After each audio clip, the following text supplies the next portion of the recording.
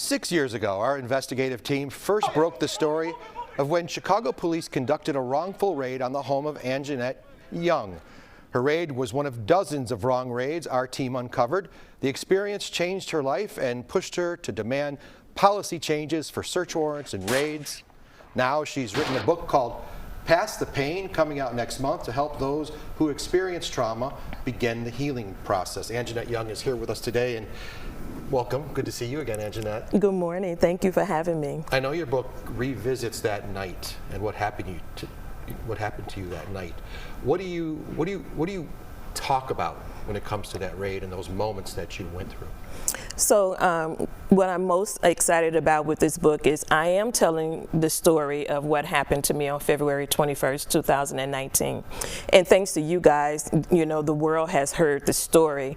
But in my book, what is most important is I talk about the journey of healing, and part of that healing was fighting for policy change with the police department, but also walking through the journey of what it took me to spend time with my therapist and my pastors as I walked through my healing journey.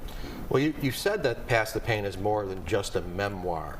What do you want people to take away with this? And are you specifically, talking to trauma victims?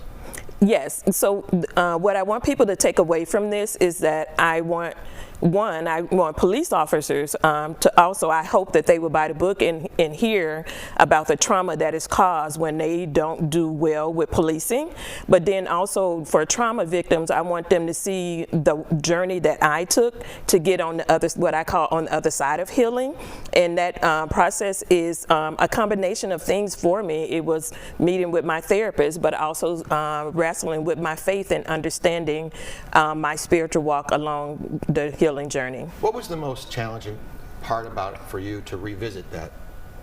The most challenging part about writing this book was reliving the incident on February 21st, 2019, because in order to tell this story in a way that truly reflects the healing process, I had to relive those moments.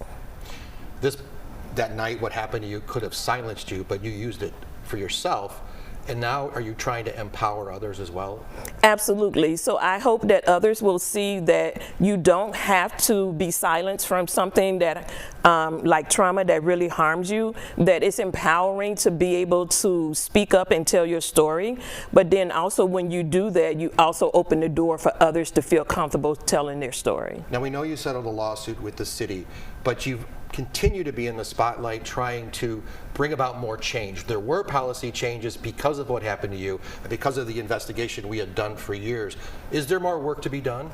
Absolutely. So I'm currently still working with state legislators, specifically leader Cam Buckner, with pushing for state policy changes as it relates to policing, making sure that police are held accountable when they don't follow the policy and the rules, but also putting rules in place that will protect children and families and communities. And before we go, Anjanette, can you tell us a little bit about your foundation, the I Am Her Foundation?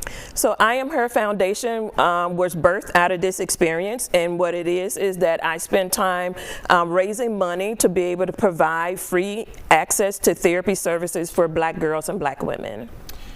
Anjanette, thank you so much for being with us, and good luck with the book. And you've been through a lot, but you've been a champion for so many others. I've seen you out there at the trials for some of these other kids that had to go through what you went through, and we appreciate all of your work that you've been doing in the community as well. So thanks, Anjanette. The book is called Past the Pain, and you can pre-order it now. It comes out in February, but now it's time to check in with Laura Bannon.